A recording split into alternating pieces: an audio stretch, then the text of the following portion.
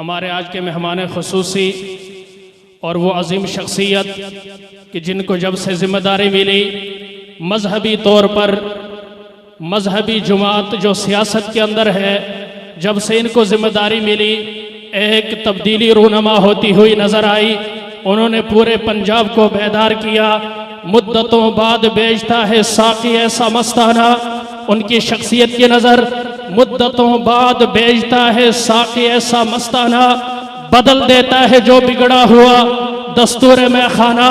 जिन्होंने मैखाने के दस्तूर को बदल दिया, उलमा से खौफ को हटा दिया, और वो जो एक दाढ़ी और पगड़ी वाले के ऊपर रौब हुआ करता था, सितार वालों का, फूल वालों का, उन्होंने उस रौब को खत्म कर दिया और उन्होंने बता दिया उलमा ही असल सियासत के अंदर भी वारिस हैं। जिस तरह मुसल्ले में उलमाए किराम इमामत करते हैं, बिल्कुल इसी तरह सियासी तौर पर पार्लियामेंट के अंदर भी उलमा ही इमामत करवाएंगे, लोगों के मसाइल हल होंगे। मेरी मुराद हाफिज अहरार अहमद साहब से है, वो तशरीफ लाए जो कि जनरल सेक्रेटरी है सूबा पंजाब के, तशरीफ लाए और अपने ज़र्री ख्यालात से सामीईन के जहनों को महसूस फरमाए। हाफिज नसीर अहमद अहरार साहब आपके नारों की गूंज में नाराए तकबीर, नाराए तकबीर, अल्लाह की किबरियाई का नारा ऊंची आवाज से नाराए तकबीर। ताजो तख्त खत्मे नबूवत, शाने सहाबा, अजमते सहाबा, मस्जिद अक्सा, जमीयत उलमाए इस्लाम, जमीयत उलमाए इस्लाम, कायदे मिल्लत इस्लामिया हजरत मौलाना फजलुर रहमान। हाथ खड़े करके जरा नारा लगाए मुजाहिद वाला। कारी अरशद साहब देख रहे हैं सबको। नारे तकबीर, हजरत मौलाना फजलुर रहमान, जमीयत उलमा इस्लाम, जमीयत उलमा इस्लाम, फलस्तीन, फलस्तीन, फलस्तीन से रिश्ता क्या, फलस्तीन से रिश्ता क्या, नारा तकबीर। अल्हम्दुलिल्लाहि रब्बिल आलमीन वस्सलातु वस्सलामु अला अशरफिल अंबिया'i वल मुरसलीन व अला आलिहि व अस्हाबिहि व मन तबिअहुम बि इहसानिन इला यौमिद्दीन। अम्मा बअदु फअऊज़ु बिल्लाहि मिनश शैतानिर रजीम। बिस्मिल्लाहिर रहमानिर रहीम। वजाहिदू फिल्लाहि हक़्क़ जिहादी हुवज्तबाकुम सदक़ल्लाहुल अज़ीम। इन्नल्लाह व मलाइकतहु युसल्लूना अलन नबी या अय्युहल्लज़ीना आमनू सल्लू अलैहि व सल्लिमू तस्लीमा। अल्लाहुम्मा सल्लि अला सय्यिदिना व मौलाना मुहम्मद अब्दिका व रसूलिका व सल्लि अलल मुअमिनीना वल मुअमिनात। आप हजरात भी एक दफ़ा दुरूद शरीफ पढ़ लें।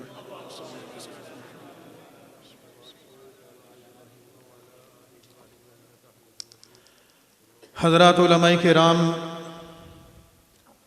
बुजुर्गान मोहतरम, नौजवान साथियों और मदरसे के नन्हे मुन्ने तलबा,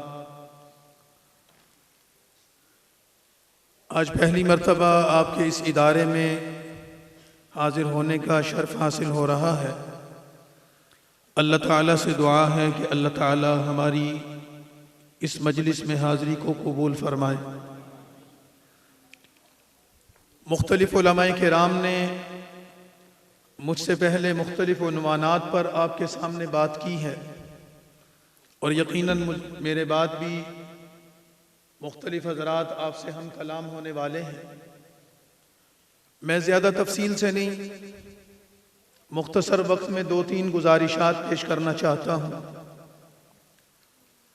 कॉन्फ्रेंस के उन्वान पर अगर बात की जाए तो आप तमाम हज़रात ये जानते हैं कि फ़लस्तीन में जो कुछ हो रहा है या अब तक जो हो चुका है वो अल्फाज से बयान नहीं हो सकता।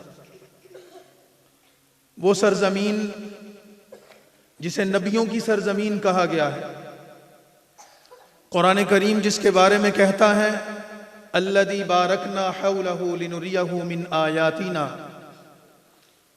कि कुदरत इलाही की तरफ से जिस सरजमीन पर अनवारात बिखरे हों, वो सरजमीन जो अंबिया का मस्कन रहा हो, वो सरजमीन जो जनाब रसूलुल्लाह सल्लल्लाहु अलैहि वसल्लम के अंबिया अलैहिमुस्सलातु वस्सलाम को इमामत करने की गवाह हो, सफ़र मेराज की बुनियाद हो, सहाबाई किराम का मस्कन हो, आज उस सरजमीन पर बसने वाले मुसलमान लहू लहू हैं। उनके घर मिस्मार कर दिए गए हैं, उनके बच्चों को कत्ल कर दिया गया है, छोटे छोटे गोद में पलने वाले मासूम बच्चों की लाशों के टुकड़े बिखरे हुए हैं और लोग टुकड़े जमा कर रहे हैं। ऐसी बदतरीन हालत अल्फाज में बयान नहीं हो सकती। सिर्फ यही कहा जा सकता है कि अर्ज़ फ़लस्तीन के साथ मुसलमानों ने जो वफा की है, अर्ज़ मुक़द्दस के साथ मुसलमानों ने जो वफा की है, बैतुल मुक़द्दस के साथ मुसलमानों ने जो मोहब्बत और वफा की तारीख रकम की है, ये इंशाअल्लाह क़यामत तक याद रखी जाएगी।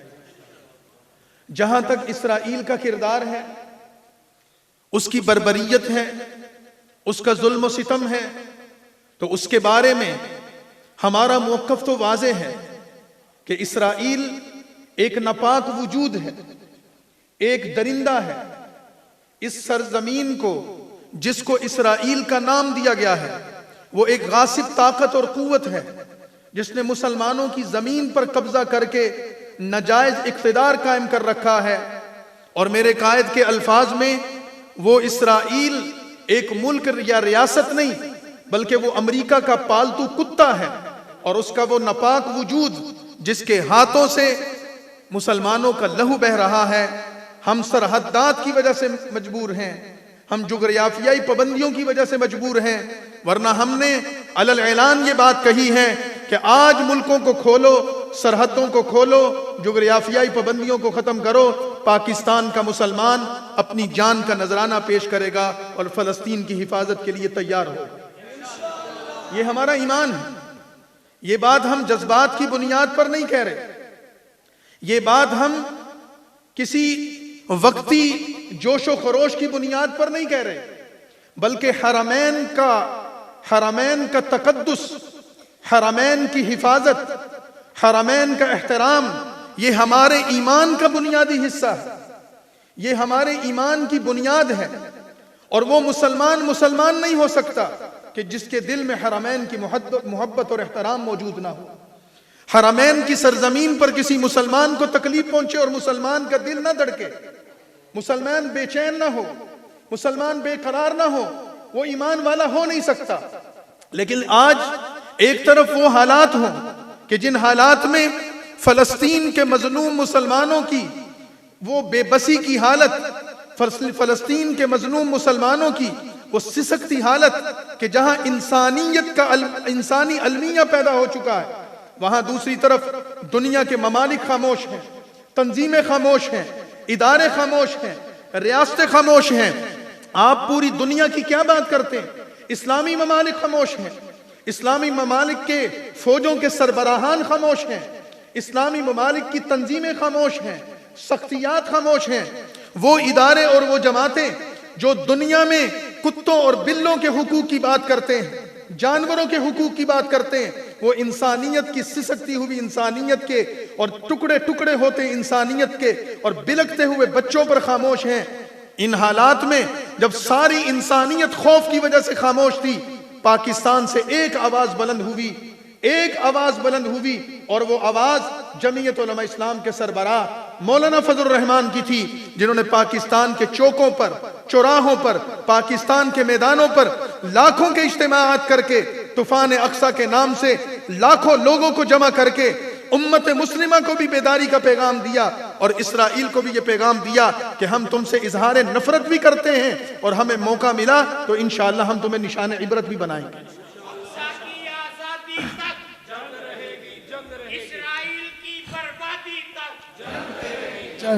तो मेरे भाइयों, एक बात तो ये बिल्कुल वाज़ेह हो कि हमारा मौक़िफ़ इसराइल और फ़लस्तीन के बारे में क्या है।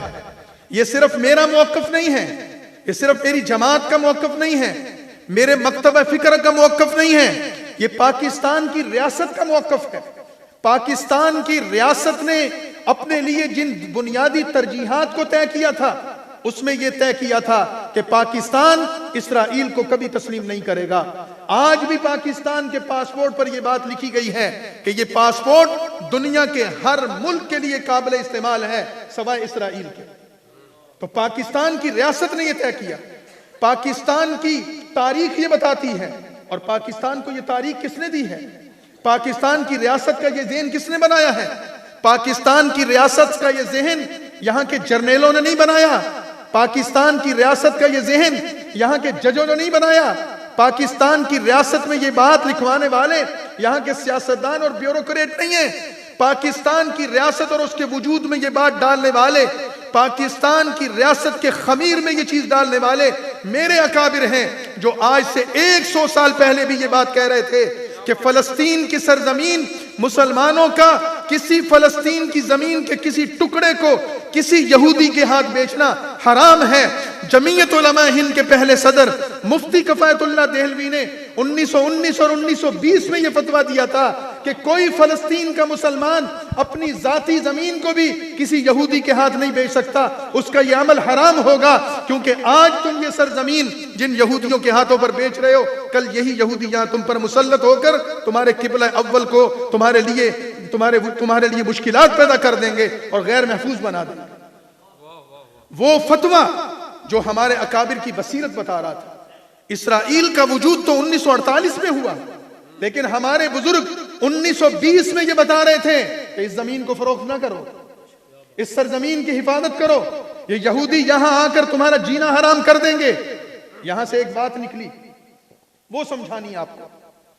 जो लोग कहते हैं ना सियासत की बातें मस्जिद में ना किया करो, याद रखना, मैं जिस जमात और जिस मकतब फिक्र और जिस ग्रोह का नुमाइंदा हूं, हमारे नजदीक जैसे नमाज इबादत है, कुरान पढ़ना इबादत है, हज करना और ज़कात अदा करना इबादत है, हदीस पढ़ाना इबादत है, तबलीग में चिल्ला लगाना इबादत है, खुदा की कसम हमारे लिए ये सियासत और ये समाज भी इसी तरह इबादत है। इस वजह से हमें मलामत नहीं की जा सकती। हम अपना मौक़िफ़ जिस तरह चौकों और चौराहों पर खड़े होकर बयान करते हैं, इसी तरह हम अपना मौक़िफ़ मिंबर रसूल पर बैठकर बयान करते हैं। हम इसको मुनाफिकत समझते हैं कि हम चौक और चौराहे पर सियासत की बात करें और मिंबर रसूल पर बैठकर कहें कि मैं गैर सियासी हूं। मैं ऐसे मौलवी और ऐसे उलमा को कहता हूं कि खुदा का खौफ करो।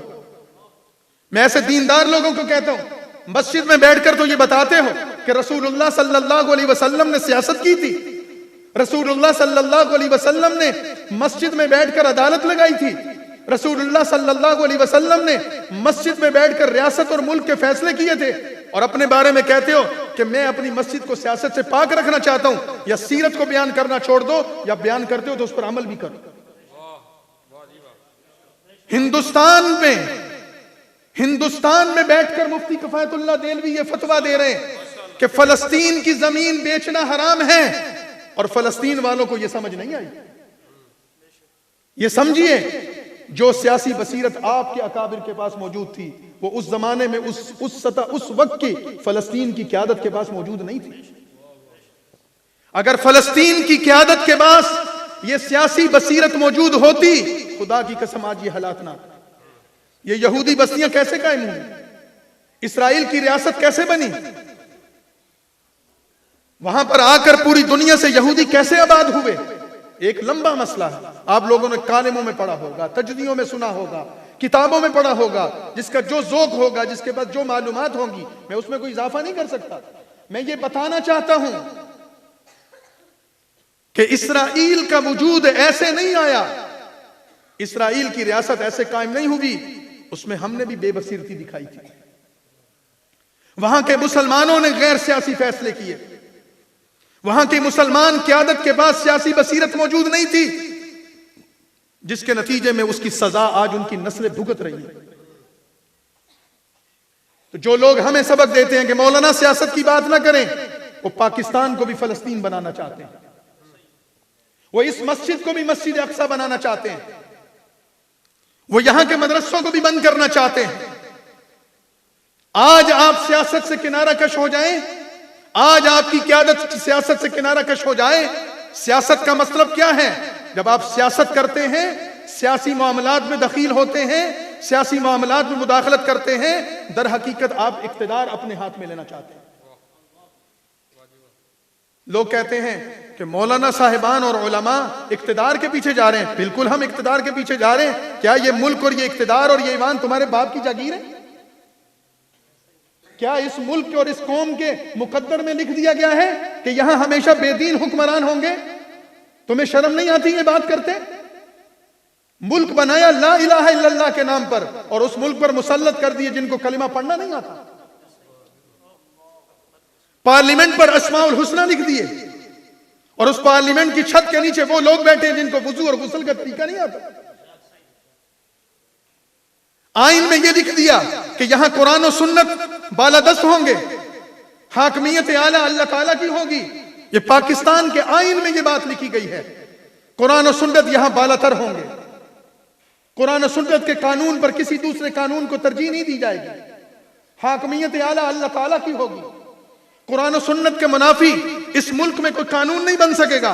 लेकिन जो लोग कानून साज असम्बलियों में आप और मैं भेजते हैं वोट देकर, उनको तो वुजू नहीं करना आता, उनको तो सूरत इखलास नहीं पढ़नी आती, वो कुरान और सुन्नत के मुताबिक कानून क्या बनाएंगे? कोई यहूदियों का पैरोकार, कोई कादियानियों का एजेंट बनकर बैठा है, कोई मुल्हिद और बेदीन है और हम उनको वोट देकर भेजते हैं और फिर हम कहते हैं कि पाकिस्तान में इस्लाम कब आएगा? पाकिस्तान में इस्लाम उस वक्त आएगा जब आप लोग इस्लाम पसंदों को वोट देंगे।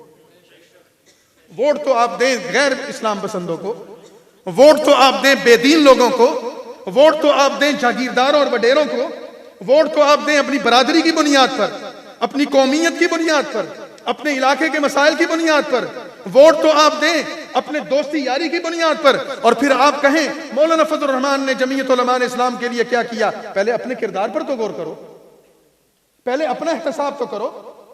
जो लोग ये कहते हैं कि पाकिस्तान में इस्लाम आना चाहिए, जो लोग ये चाहते हैं पाकिस्तान के मुसलमानों का हशर फलस्तीन वाला ना हो, पाकिस्तान के मुसलमानों का हशर वो कश्मीर वाला ना हो, बौंसरियां वाला ना हो, उनको चाहिए कि आज मौका आ गया है, इलेक्शन आ गया है, उन लोगों को वोट दो जो तुम्हारी इज्जत की भी हिफाजत करेंगे, इस्लाम की भी हिफाजत करेंगे। जिंदा है जमीयत, जिंदा है जमीयत, मदनी की जमीयत, मदनी की जमीयत, मुफ्ती महमूद की जमीयत, मुफ्ती महमूद की जमीयत, अकाबिर की जमीयत, उलमाए देवबंद की जमीयत। आज फलस्तीन पर यलगार है और वो यलगार क्या है? मसाइल मारे जा रहे हैं, बम मारे जा रहे हैं, गोलियां बरसाई जा रही हैं। एक यलगार तो वो है जिससे जिस्मों के टुकड़े उड़ रहे हैं, घर तबाह हो गए हैं। एक यलगार तो वो है। अल्लाह का शुक्र है पाकिस्तान पर ये यलगार नहीं है। लेकिन क्या हम अमन में हैं? क्या हम अमन में हैं? क्या हम महफूज हैं?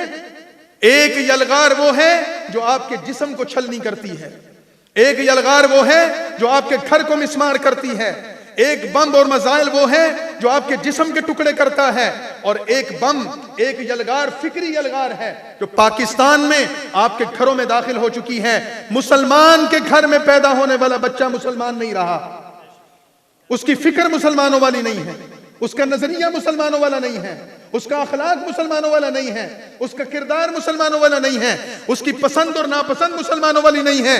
मुसलमान, बाप मुसलमान, खानदान मुसलमान, कलिमा तय्यबा पढ़ने वाले लोगों के घर में पैदा होने वाला बच्चा इल्हाद की बात करता है, नजरिए पाकिस्तान के खिलाफ बात करता है, इस्लाम मुखालिफ नजरियात की बात करता है, खुदा का इनकार करता है, नबूवत और रिसालत का इनकार करता है, अजमत सहाबा और अहले बैत का इनकार करता है, कुरान और सुन्नत का इनकार करता है। इस फिक्री यलगार का रास्ता कौन रोकेगा?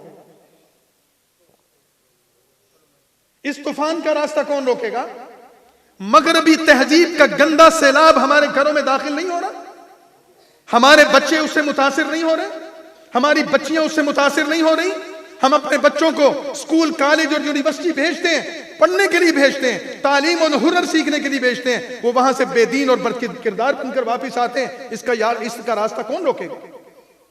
रियासत तो नाकाम है, जिन लोगों ने इस मुल्क पर हुक्मरानी की, उनका किरदार तो आपके सामने है। अगर मैं उनके किरदार को यहां बयान करूं तो मेरी जबान इजाजत नहीं देती, माहौल इजाजत नहीं देता। ऐसे बदकिरदार लोग हम पर मुसल्लत रहे कि कोई शरीफ इंसान उनके किरदार का किसी मुबारक मजलिस में तज़किरा नहीं कर सकता। वो लोग हम पर हुक्मरान रहे, तो फिर फैसला आप करें। फलस्तीन पर होने वाली यलगार की हम मुजम्मत करते और हम यहां ये कहते हैं, अपने ईमान से कहते हैं कि हम मस्जिद अक्सा के तहफ्फुज़ के लिए, मस्जिद अक्सा की हिफाजत के लिए अपनी जान पेश करने के लिए तैयार हैं। वो तो ठीक है, और इंशाअल्लाह हम तैयार हैं। हमारा माजी भी ये बताता है और हमारे अज़ाइम से दुनिया वाकिफ है। लेकिन ये मुल्क जिसको हमारे बुजुर्गों ने मस्जिद से तशबीह दी थी, वो मस्जिद अक्सा है, उसका अपना तकद्दुस और एहतराम है। लेकिन जब मौलाना हुसैन अहमद मदनी रहमतुल्लाह अलैह से यह कहा गया कि आपने तकसीम हिंद की मुखालिफत की थी, हिंदुस्तान और पाकिस्तान दो अलग अलग मुल्क ना बनाओ, पाकिस्तान बन गया, अब उसके बारे में आपका क्या ख्याल है?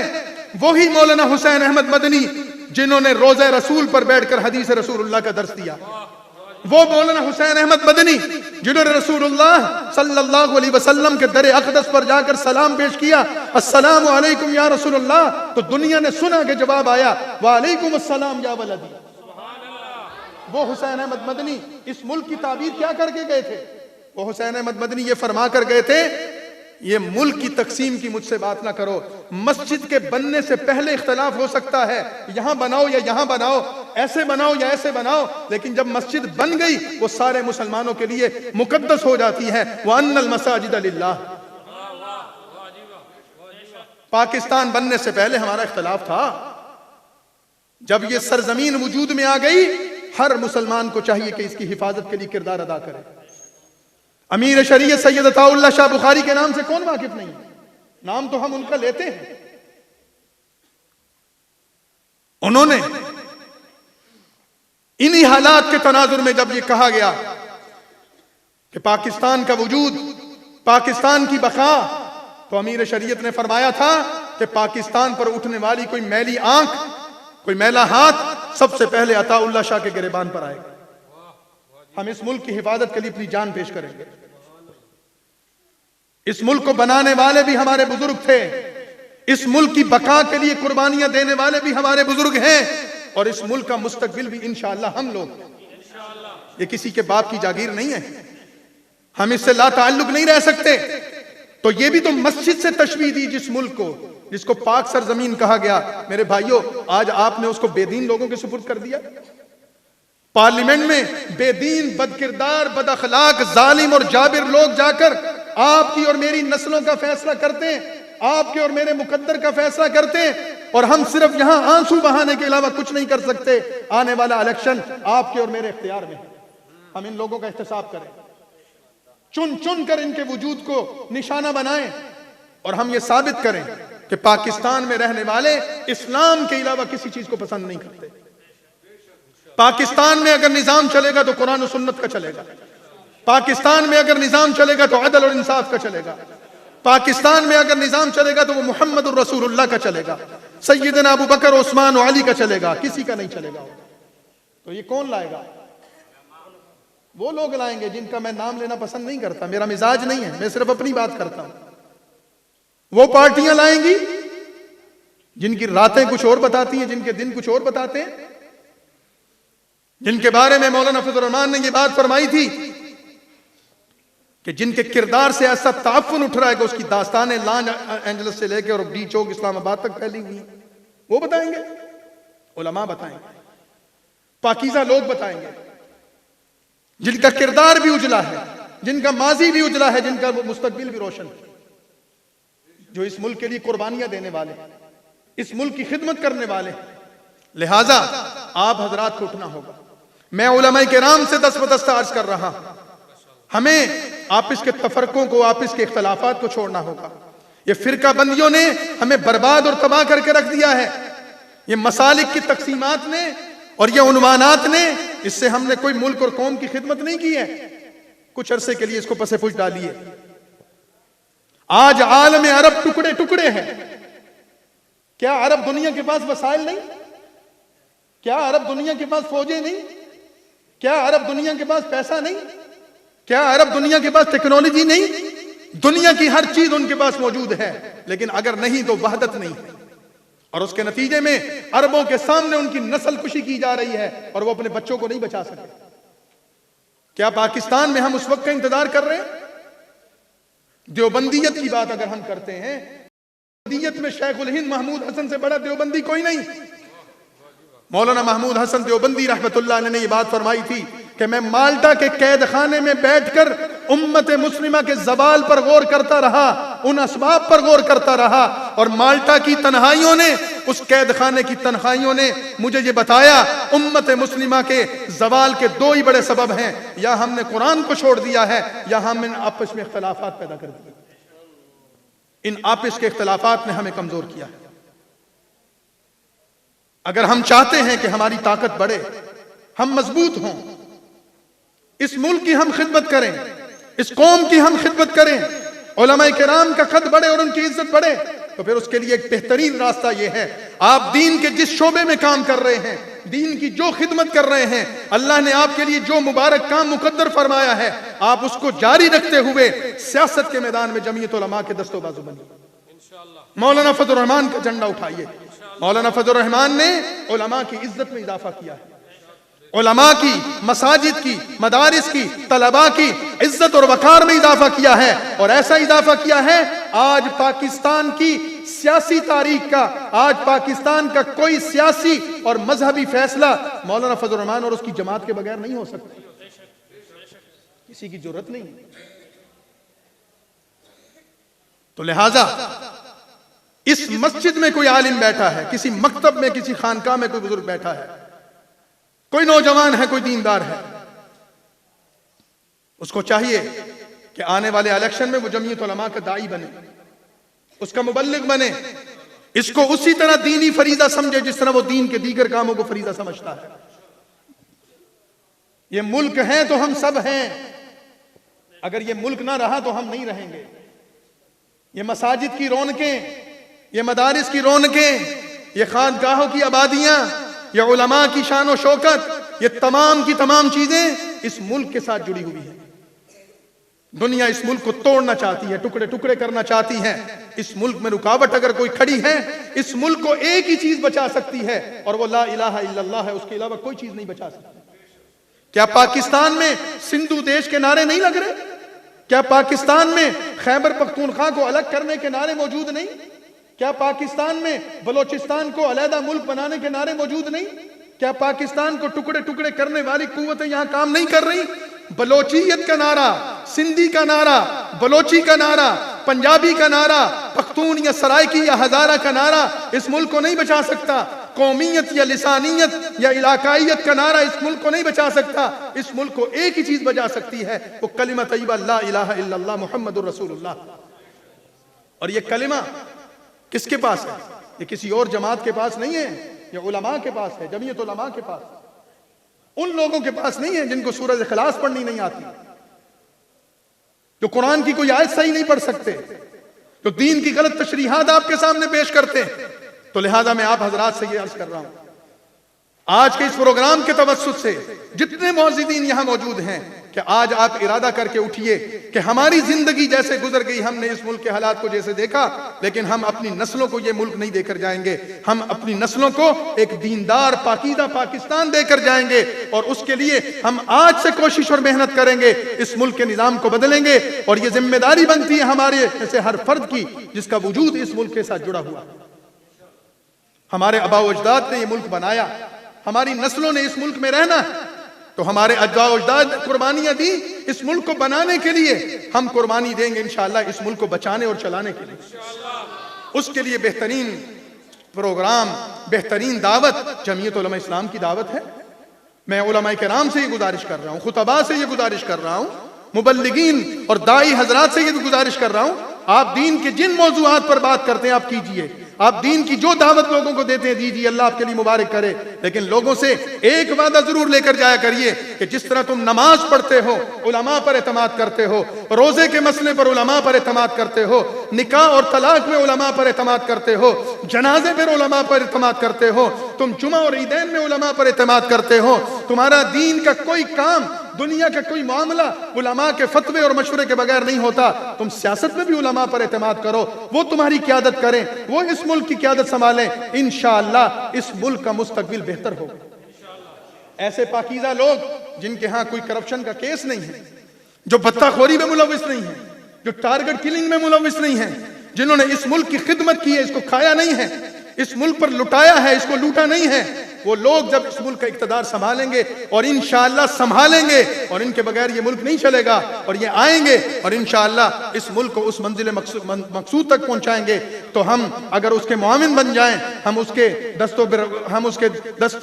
उनके दस्ते बाजू बन जाएं और उनके मददगार बन जाएं और उनके लिए हम निकलें तो इंशाअल्लाह हमारा हिस्सा भी पड़ेगा। इन्हीं कलिमात पर मैं आपसे इजाज़त चाहूँगा। व आखिरु दावाना अनिल हम्दुलिल्लाहि रब्बिल आलमीन।